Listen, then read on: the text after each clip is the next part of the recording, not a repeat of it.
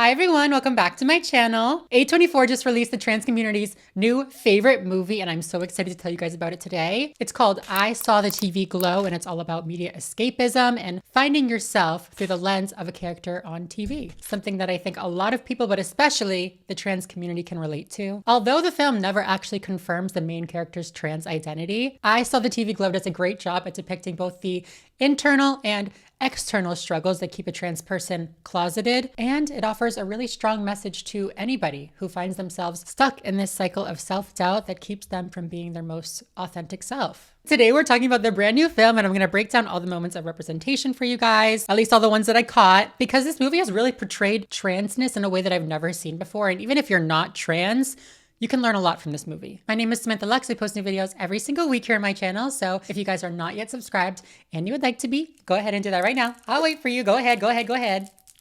Are you done? Thank you very much. I also have an Instagram, a Twitter, and a TikTok, so make sure to follow me over there to keep us up to date with me as possible. I play video games on my Twitch channel every single week, so if you guys like to watch video games or you just want to hang out with me, definitely follow me over on Twitch and turn on your notifications so that you guys get notified when I go live. And finally, if you like the work that I do here on my channel, I do have a Patreon, so if you guys want to support me and support the work that I do on my channel, Patreon is the best way to do that. But yeah, with no further ado, let's talk about the movie.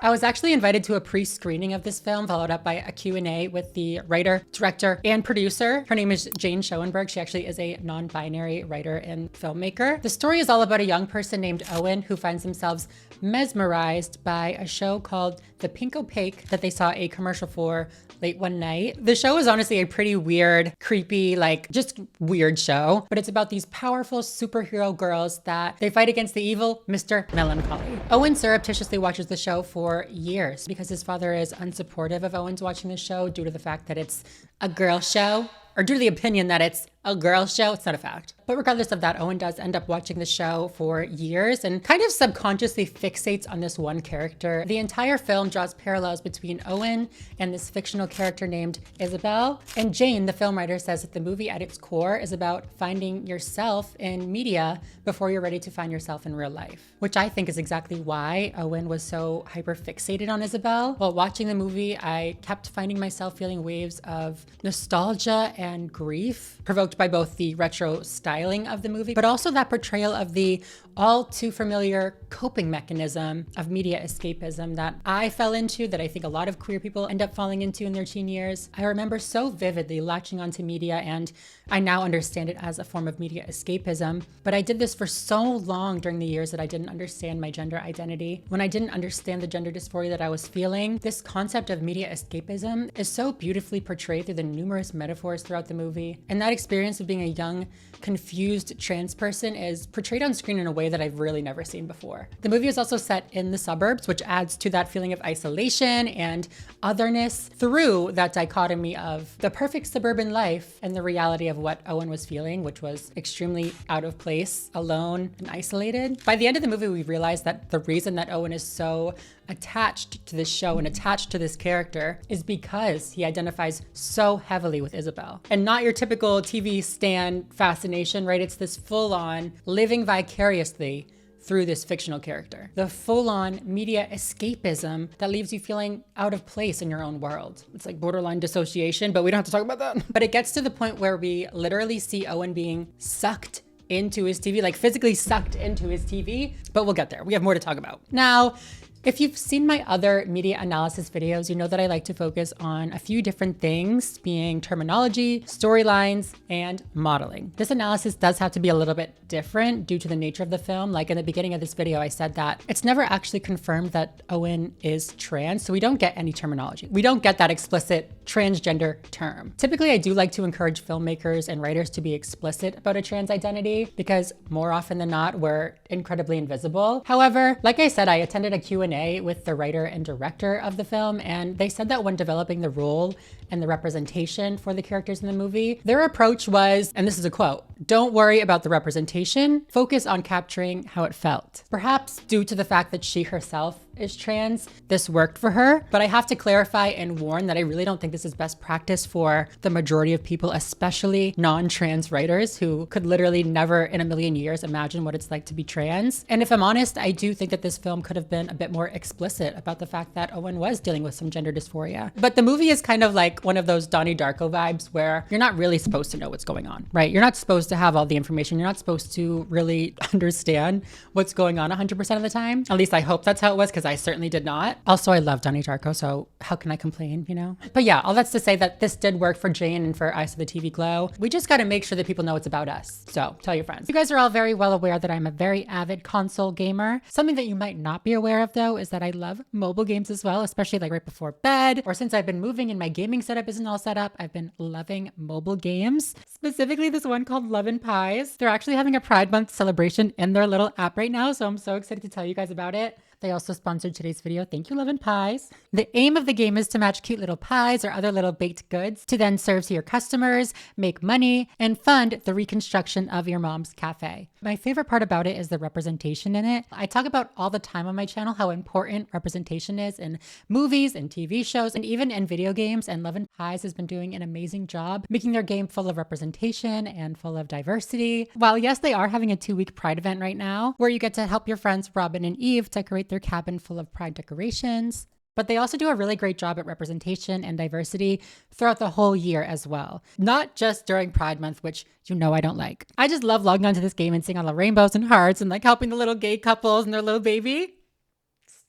It's so cute. You can really tell that diversity and representation is so important to them. They even just released a podcast episode talking about how important diversity is when it comes to creating games. So yeah, you guys, please go celebrate Pride with Love and Pies. We need to celebrate brands that are doing it right. Right now, you can download Love and Pies using my link. And when you play to day 3, you actually get a very, very special little gift. So yeah, if you're interested in this game, if you're interested in supporting me and my channel, definitely click on the link down below and download the game. It's free to download. Thank you so much, Love and Pies, for sponsoring today's video. And now let's get back into it. Regardless of that fact that Owen's transness was never confirmed or denied, by the end of the film, like I said, we start to puzzle it together that Owen has been dealing with some gender dysphoria issues, and that is why he's been feeling so out of place for his whole life. We learn that it's possible that he's been suppressing some of these feminine traits of his, you know, his inner trans girl for his entire life. And we realize that Isabel, this fictional character in The Pink Opaque, is Owen's only window to seeing the real him. This connection between Owen and Isabel is confirmed throughout the movie a few different ways. The first thing that really got my gears grinding and the dots connecting in my head about the connection between Owen and Isabel was a scene with Owen's best friend, Maddie. Maddie is his queer mother, by the way, if you don't know. Well, maybe we should talk about that. Maddie is the one who introduced Owen to The Pink Opaque. So like I said, Owen saw that commercial for it in the beginning of the movie. Then in school saw a girl reading a book, The Pink Opaque, so kind of connected it that way. He approached Maddie, and eventually she was the one that kind of introduced him to this new world. Before I tell you what she said, though, that really solidified that connection between Owen and Isabel, I want to talk a little bit about Maddie, because I think that this queer mother figure is really a cornerstone of figuring out your trans identity that I don't think a lot of people talk about all the time. Maddie, I think, was my favorite character, maybe because I have my own hometown friend, Maddie, shout out to you, but also maybe because the queer figure, like I said, is such a vital role for trans people. Owen meets Maddie when he is pretty young and approaches her because she's reading The Pink Opaque, like I said. At this point, Owen had only seen a commercial for the show, but already was eager to explore that new world. And to me, Owen recognizing her reading the book and using that as a way to approach her really symbolized the symbols, for lack of a better term, that trans people and LGBT people used to give each other to symbolize that they were also LGBT and that they were a safe person to go to. Throughout history, gay people, lesbians, they used to do this all the time, right? Have certain secret little symbols that they would either wear on their body or like a mannerism that they would do that would signal to people around them who were also in the community and knew of these signals that they were safe and that they were part of the community. That's what this was for me in The Pink Opaque. As soon as Owen asked Maddie about The Pink Opaque, she let down a wall and she opened up to him. Another factor in the movie that we'll talk about throughout today's video is Owen's father. More specifically, Owen's father's lack of approval for Owen's femininity and his transness. Due to his disapproval, Owen was not able to watch The Pink Opaque because, like I said, his father said it was for girls. Let me at him. Sorry. So Maddie took it upon herself to invite Owen over to watch The Pink Opaque with her.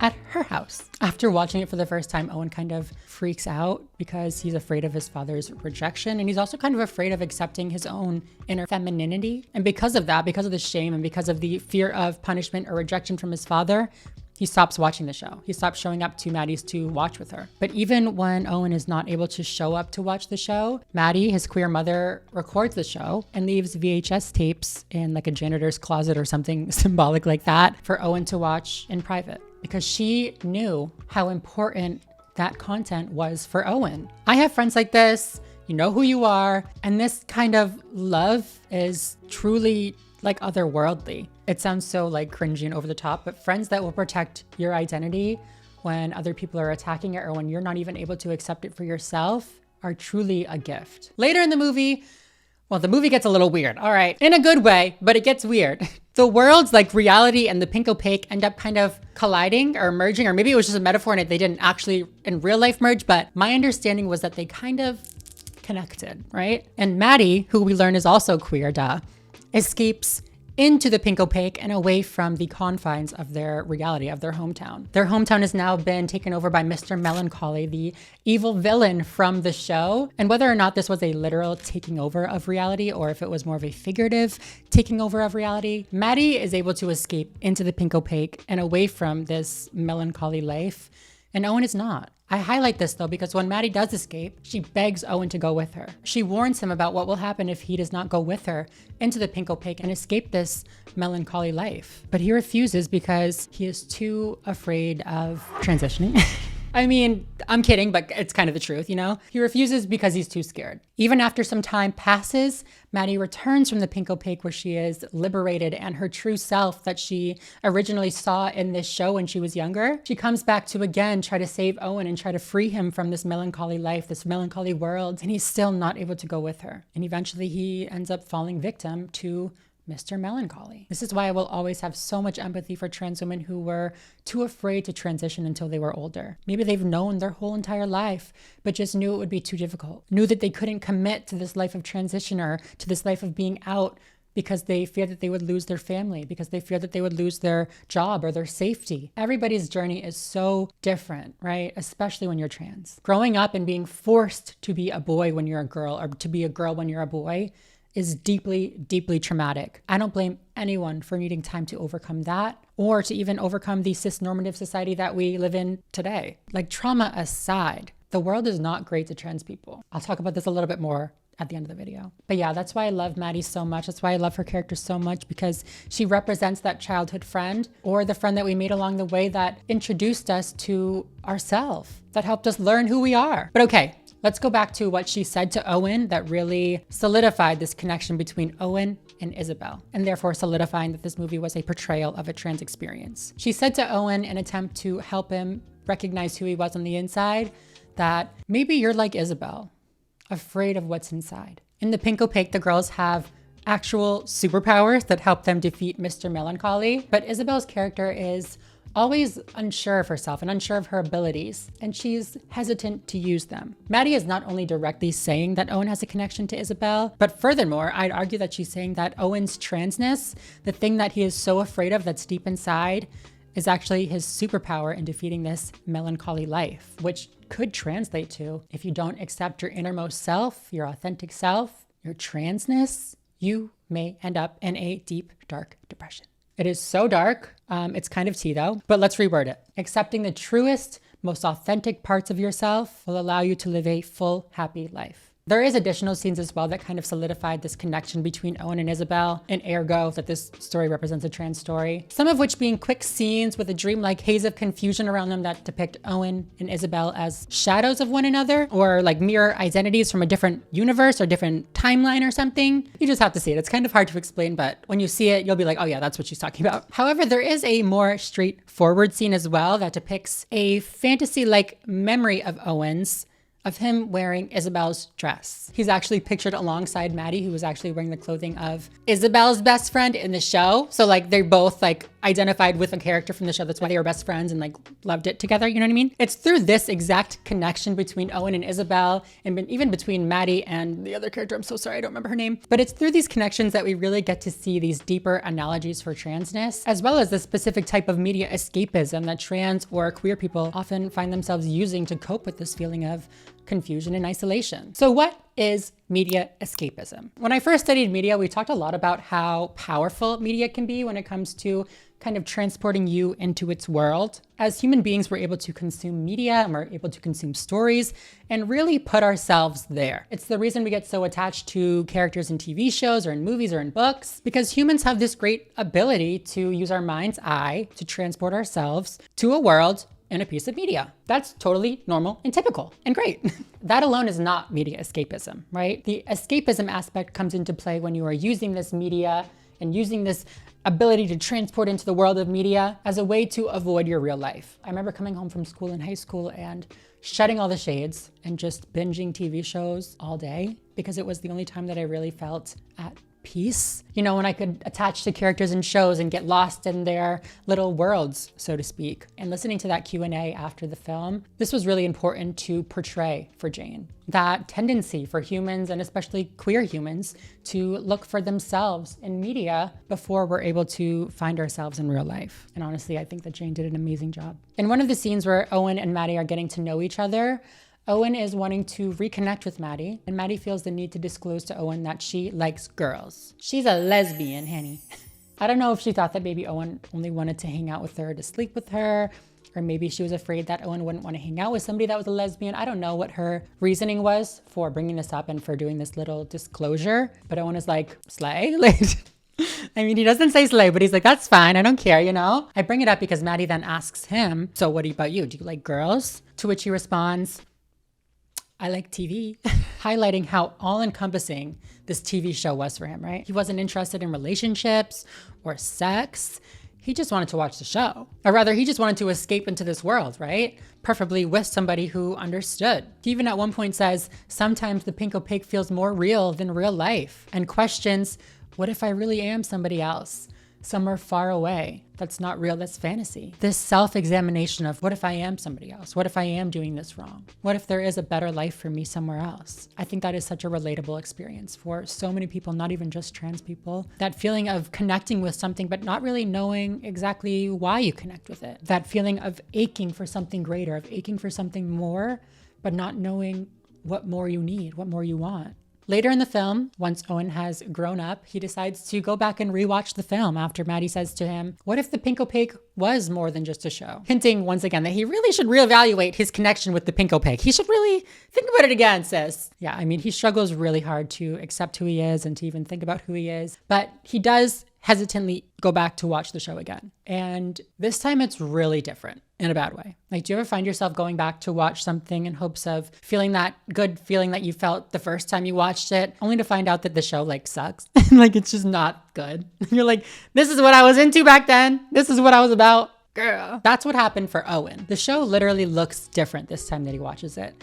It's badly animated, it's corny, maybe a bit too childish. It's nothing like the incredible show that he watched for years. Obviously, his whole world comes crashing down, right? He's like, this is not the show that I liked. This is not what it was all about. He's so disappointed. And my understanding of this was that this show had lost its power of escapism for him. It was no longer more than just a show. Maybe this was because he was no longer a kid, or maybe because that desire that he had locked away deep inside was getting too strong to escape from. I mentioned a few times now that the film never actually confirms Owen's transness. The most outright verbal or visual confirmation we get is seeing him in Isabel's dress after Maddie is like, maybe it was more than a show. We get that flashback of him in the dress, and like we kind of realize that, oh, he's been using this to escape. He's been using this to envision this real life for him, right? However, what I think is more convincing when it comes to proving that this movie is about a trans experience, if you're interested in doing that, but more importantly, what makes this film great for trans people or anybody that wants to learn about a trans experience or try to understand a trans experience, what makes this film great is the numerous analogies that it has for both gender dysphoria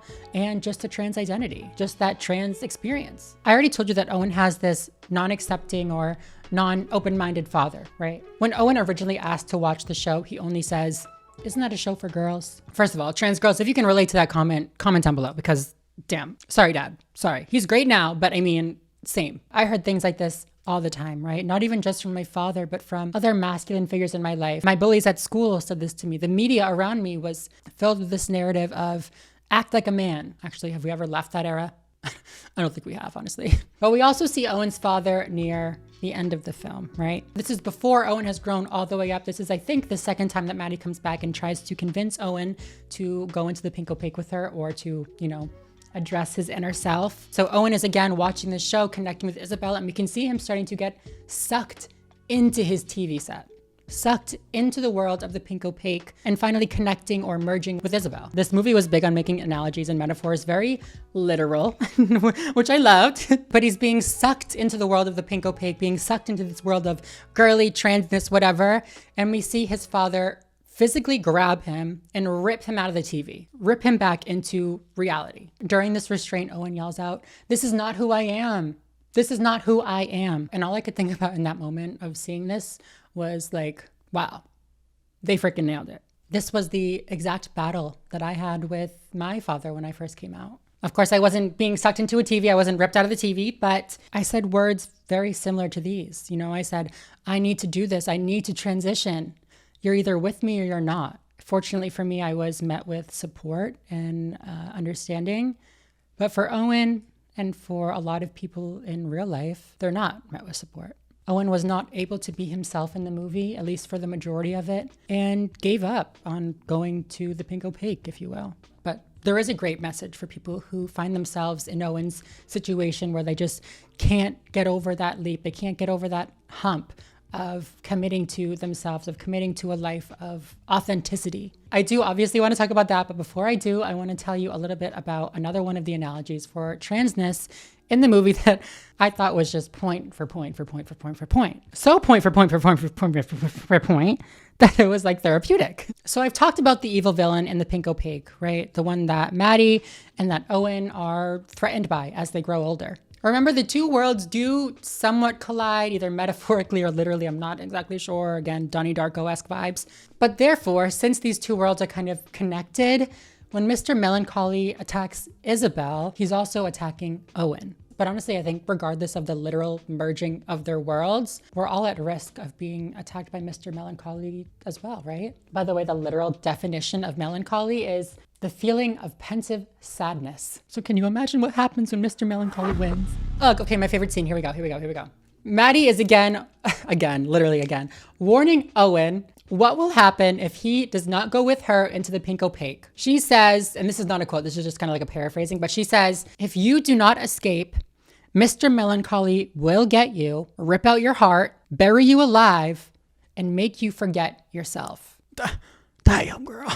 Bitch, if that is not the strongest analogy for a trans experience, I don't know what is. She said, if you don't escape, AKA if you don't be authentic, Mr. Melancholy will get you, AKA sadness will prevail. She said, Mr. Melancholy will rip out your heart, AKA you'll forget your true self. Rip out your heart, rip out who you really are. He'll bury you alive, AKA make life seem impossible, and he'll make you forget yourself. Dismiss any chance of being truly happy. Eat her ass up. She really did. She really did eat Owen up. And unfortunately, that's exactly what happens to Owen. She called it, bitch. In the final scenes of the movie, Owen is much older. He does not seem to be doing great. Henny, no. He's struggling to breathe, struggling to talk, struggling to walk. He's hunched over like he's been carrying this weight of this internal struggle for decades. He's still in his hometown in this reality world that's been taken over by Mr. Melancholy. He's now working at an arcade type place. Like it's a rundown, like Dave & Buster's type vibe. And he reaches his breaking point. Someone asks him something, or like his boss tells him to do something. I don't exactly remember. And he starts screaming, full on screaming. He screams, I'm dying right now. I'm dying right now. And suddenly that prophecy came true. Since he was unable or unwilling to address his transness, to address those innermost desires for so long, Mr. Melancholy won. But now, if the movie ended here, it would be too sad. Even for A24, even for a horror movie, it would have been too sad. Well, I guess they still could have done it, but I'm happy they didn't. The ending had a few moments that told viewers that It's never too late to be yourself. You still have time. No, literally we have a scene where like it's written in chalk. There is still time. You'll see it on the screen, but it's something along this line. There's still time. That's all that matters. A beautiful, beautiful message that no matter how long it's been, how far down you've shoved your transness, how far down you've shoved the real you, it's never too late to dig them back out. It's never too late to choose you. And honestly, this is a message that everybody can relate to, right? Not just trans people. Everyone has that hesitation in the back of their mind telling them that they can't do something for this reason, or they can't do something for that reason, or they can't be authentic in this way because of this thing holding me back. Whether it be age or a homophobic family or a transphobic family or whatever, any other excuse, it's never too late to choose you. It's never too late to say, you know what? I'm picking me, bitch. Additionally, as another message of almost motivation for finding your true self, we see Owen literally cut into their chest, like with a knife, cut into their chest. We see them brutally opening themselves up to reveal the TV portal that has been waiting for them this whole time. Symbolizing to me that this process of choosing yourself and exploring who you really are inside can be painful and scary, like you're ripping open your chest. But sometimes getting painfully deep and ripping yourself apart to find out who you really are at the core is exactly what you need to find your pink opaque. Y'all, please go see this movie if you're struggling with anything. If you're struggling to accept yourself for any reason, if you're struggling with self-worth for any reason, if you're one of those people that knows that they're trans but doesn't feel like they can make a move to be themselves, please go see this movie. I cannot wait to see it again. I really can't. Please let me know if you guys have seen it or if you guys plan on going to see it, and let me know what you guys think down below. If you guys like this video, please make sure to give it a thumbs up down below. I post videos every single week here on my channel, so make sure to subscribe if you are not already and you would like to be. And yeah, other than that, I think I'm gonna go. So thank you guys so much for watching. Don't forget to choose you. Bye everyone.